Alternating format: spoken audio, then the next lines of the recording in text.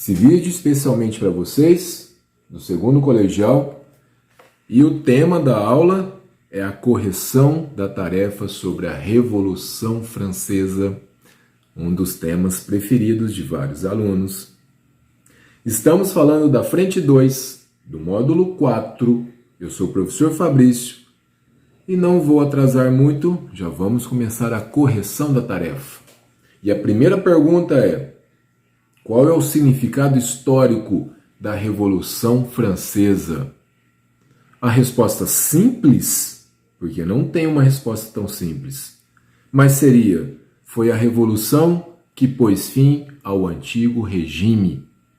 Foi a revolução que levou a burguesia ao poder. Foi a revolução que difundiu as ideias burguesas pela Europa e até pela América. Esta é a resposta mais simples, mas o que eu diria da Revolução Francesa, que foi aquele momento extraordinário em que as pessoas acreditavam que podia mudar tudo, não só na política, mas também a própria natureza humana. Eu poderia dizer que a Revolução Francesa foi aquela revolução que abalou as estruturas do antigo regime e suas ideias repercutiram pela Europa, até cruzar os mares, chegando na América.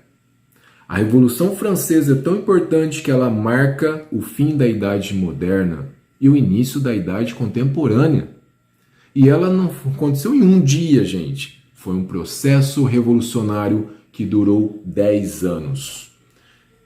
Seu marco inicial é o 14 de julho, a queda da Bastilha, em 1789, e a Revolução só termina em 1799. Essa foi a resposta da questão 1. E eu espero que vocês também assistam os vídeos anteriores, esses que estão aparecendo aqui ou aqui, sobre o antigo regime e a queda da Bastilha. Vamos continuar nossa correção. Segunda questão. Comente a conjuntura francesa às vésperas da Revolução de 1789. E a pergunta é: como era a sociedade francesa às vésperas da Revolução? E a sociedade francesa, de acordo com essa charge, era dividida em 3 estados. O primeiro estado era o clero, que possuía 1/10 das terras do país, não pagavam impostos e ainda recolhia os dízimos dos camponeses. O segundo estado era a nobreza. A nobreza possuía terras, privilégios como ocupar cargos públicos exclusivos, monopólios e isenção de praticamente todos os impostos. O primeiro e o segundo estado sempre estavam aliados e juntos eles compunham praticamente 3% da população francesa. O restante da população, 97%, era composta pelo terceiro estado, conforme essa pirâmide. E o terceiro estado era uma classe social heterogênea, onde tinha desde camponeses até burgueses ricos e até aqueles trabalhadores urbanos chamados de sans-culottes. Então a sociedade francesa era composta por 3 classes sociais chamadas de 3 estados. Terceira questão: o que foi o grande medo? Foi aquele período posterior à queda da Bastilha, posterior ao 14 de julho, onde espalharam-se boatos que os nobres estavam formando grupos de malfeitores para atacar os camponeses. Nisso, os camponeses invadiram propriedades dos nobres, assassinaram nobres, incendiaram ali alguns castelos, rasgaram documentos de registros e até de dívidas, e isso entra para a história como o grande medo. Acontece bem no início da Revolução Francesa. Quarta questão. No processo revolucionário, indique quem eram os girondinos, jacobinos, planície e montanha. Bom, os girondinos era aquele partido político que sentava-se à direita nas reuniões. Daí vem a expressão, olha aqui, partido de direita. Os girondinos eram compostos por deputados representantes da alta burguesia. E eles têm esse nome porque muitos vieram de uma região da França chamada Gironda. Na sua maioria eles eram banqueiros, industriais, comerciantes. Eles defendiam o voto censitário, a propriedade privada e a menor participação popular possível. Os jacobinos é outro partido político que sentava-se sempre à esquerda. Daí vem a expressão partido de esquerda. Eram deputados, representantes da pequena e média burguesia. Geralmente, esses jacobinos eram advogados, funcionários públicos, médicos, que defendiam a participação popular, o voto universal masculino, e por se reunirem lá no convento de Saint-Jacques, deriva o nome deles jacobinos. Quem era a planície?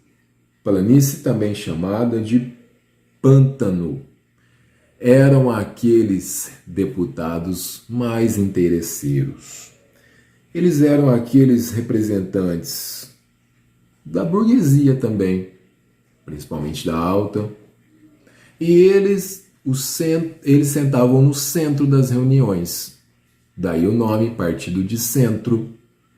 Planície também chamado de pântano ou sapos, eram nomes pejorativos, porque eles sempre seguiam os outros lados que estavam em vantagem. Agora, a montanha muitas vezes traz como sinônimo de jacobinos, mas é uma ala um pouco mais radical, tá? Muitos deputados são representantes dos sans-culottes. Tudo bem? Questão número 5. Qual a importância da queda da Bastilha para o processo revolucionário francês? A Bastilha, ela além de ser uma prisão política, ela era um símbolo. O símbolo das arbitrariedades do rei Luís XVI. O símbolo do absolutismo do rei. E quando ela é tomada em 14 de julho, é o marco inicial da Revolução Francesa, porque é a entrada do povo nessa revolução. É o povo invadindo a Bastilha. E qual a importância dela? Porque quando o povo invade, eles demoliram a Bastilha, tijolo por tijolo, não com explosivos, mas na mão. E praticamente eles estavam demolindo o antigo regime.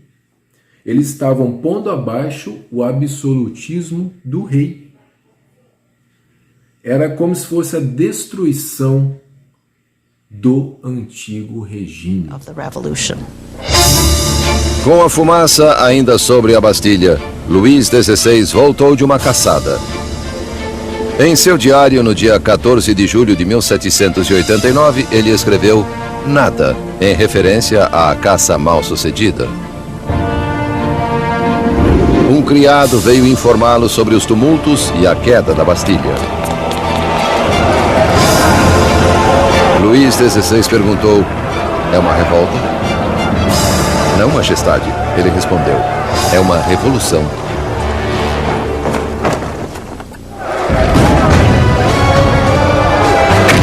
A tomada da Bastilha desencadeou a Revolução Francesa. O povo desafiara o seu rei e vencera. Não havia mais volta. Como símbolo da derrota da tirania, o povo, homens, mulheres e crianças demoliram com as próprias mãos a Bastilha, tijolo por tijolo feudal. Eles começavam a desmantelar o próprio passado. French went about the process of tearing down the Bastille as quickly as they could. In the absence of powerful explosives, this was done very painstakingly, but with a tremendous amount of vigor. And the bricks were given away, sold as emblems of the demolition of despotism. Então, 6. Do ponto de vista social, pode-se afirmar o que sobre a Revolução Francesa? A Revolução Francesa foi um sucesso, pois ela difundiu as ideias burguesas pela Europa. Ela foi uma revolução burguesa, mas ao mesmo tempo ela também foi uma revolução que ocorreu no campo, com os camponeses que não aguentavam mais pagar pesados impostos, taxações, tributações. E também ocorre nas cidades. Quem tomou a Bastilha foram os sans-culottes. Então, na Revolução Francesa coexistem 3 revoluções: a burguesa, a camponesa e a urbana. Cremos como verdades evidentes por si próprias que todos os homens nasceram iguais e que foram dotados pelo Criador de certos direitos inalienáveis. Entre eles estão a vida, a liberdade e a procura da felicidade. E que é para garantir esses direitos que os governos foram instituídos.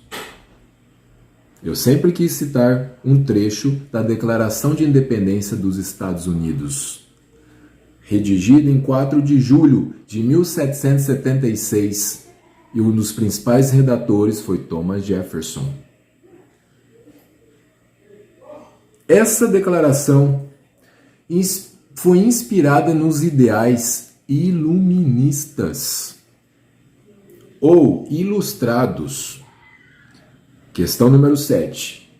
Da independência dos Estados Unidos, da Revolução Francesa e do processo da independência ibérica, da América Ibérica. O que todos esses movimentos têm em comum? Resposta: foram inspiradas por ideias ilustradas ou iluministas.